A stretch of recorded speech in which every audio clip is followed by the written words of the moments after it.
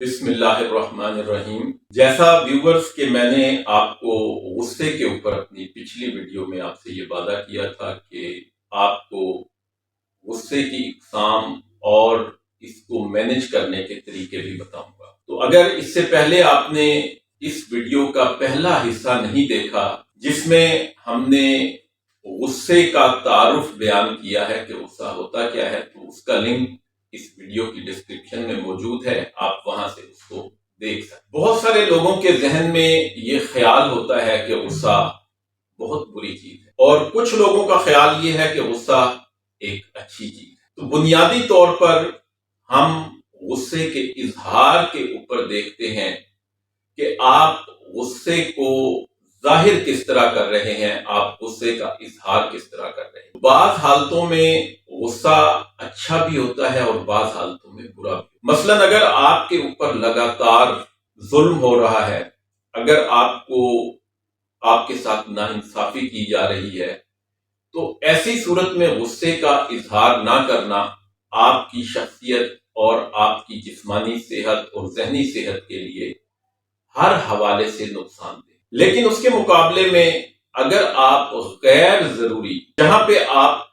Dealing سے، جہاں پہ آپ ڈائیلاگ سے اپنے مسائل کو حل کر سکتے ہیں، اگر وہاں پہ بھی آپ اوپن ایگریشن کا اظہار کرتے ہیں، تو وہ بھی آپ کے لیے اور آپ کے ارد گرد بسنے والے لوگوں کے لیے نقصان دہ۔ تو آج کی اس ویڈیو میں آپ کو غصے کی، ویسے تو ماہرین نے بے شمار اقسام بیان کی ہیں، لیکن آج اس کی 3 جو مین اقسام ہیں ان کے اوپر بات کریں گے۔ ایک ٹائپ جو ہے اسے ہم پیسو ایگریشن کہتے ہیں یا پیسو اینگر کہتے ہیں، دوسری ٹائپ جو ہے وہ اوپن اینگر کہلاتی ہے، اور تیسری ٹائپ جو ہے وہ اسرٹیو اینگر کہلاتی ہے۔ تو اگر ہم پہلی پیسو اینگر کی بات کریں تو اس میں انسان جو ہے وہ اپنے غصے کا اظہار نہیں کرتا، بلکہ وہ اس کو اپنے اندر روک لیتا ہے اور سیلف ٹاکنگ میں یا تنہائی میں بیٹھ کر اس کا اپنی ذات سے اظہار کرتا ہے، اور اندر ہی اندر اپنی بے بسی اور لاچاری کا اظہار کرتا ہے، جو کہ اس کو آگے چل کر نفسیاتی اور جسمانی طور پر شدید نقصان۔ دوسرے نمبر پر اوپن ایگریشن ہے، جہاں پہ انسان گالم گلوچ، ہاتھا پائی اور دوسروں کی عزت نفس کے اوپر حملہ کرتا ہے۔ ایسی صورت میں بھی آپ معاشرے کے اندر ناپسندیدہ شخصیت بنیں، اور یہ رویے لوگوں کو جو آپ کے ارد گرد رہنے والے ہیں انہیں بھی متاثر کرتے ہیں، ان کی ذہنی اور جسمانی صحت کے لیے نقصان دہ۔ تیسرا جو طریقہ ہے اس میں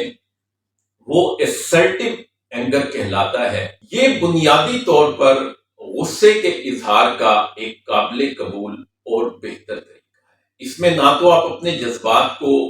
اپنے اندر دباتے ہیں، اور نہ ہی گالم گلوچ یا ہاتھا پائی کی صورت میں آپ اس کا اظہار کرتے ہیں۔ مثلا اگر آپ کو کسی کی کوئی بات بری لگی ہے تو آپ اسے بلا کر کہتے ہیں کہ آپ نے یہ جو کام کیا ہے یہ آپ نے درست نہیں کیا، اور آپ کے اس رویے کی وجہ سے مجھے یہ تکلیف ہے۔ یا جب آپ اپنے بچوں کو پڑھنے کے لیے کہنا چاہ رہے ہیں، یا اگر ان کے اسکول کالج میں گریڈز اچھے نہیں آئے ہیں، تو آپ بجائے ان کے اوپر چیخنے چلانے کے آپ انہیں بتا سکتے ہیں کہ بیٹا دیکھیں، کیونکہ آپ نے اپنے موبائل فون کا استعمال زیادہ کیا، آپ نے کارٹون زیادہ دیکھے، آپ نے اپنی پڑھائی پر توجہ نہیں دی، تو اس کی وجہ سے آپ کے گریڈز کم آئے ہیں، اور آپ کے گریڈز کم آنے نے مجھے ناخوش کر دیا ہے، مجھے غصے کے احساسات آ رہے ہیں۔ اسی طرح اگر آپ اپنے دفتر میں یا کسی بھی جگہ پر، تو آپ وہاں پہ فرض کریں آپ کے سویپر نے صفائی جو ہے وہ ٹھیک انداز میں نہیں کی،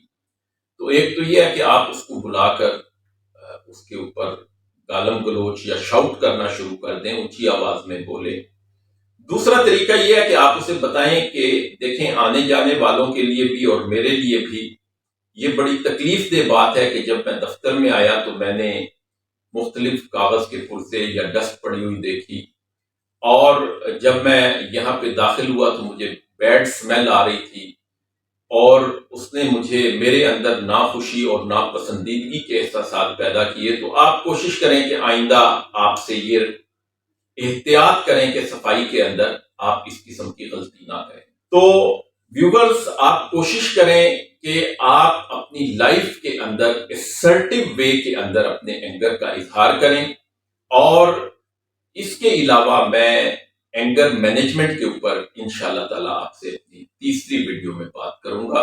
ایک بہت ہی خوشگوار زندگی کے ساتھ ہنستے مسکراتے رہیں۔ اللہ حافظ۔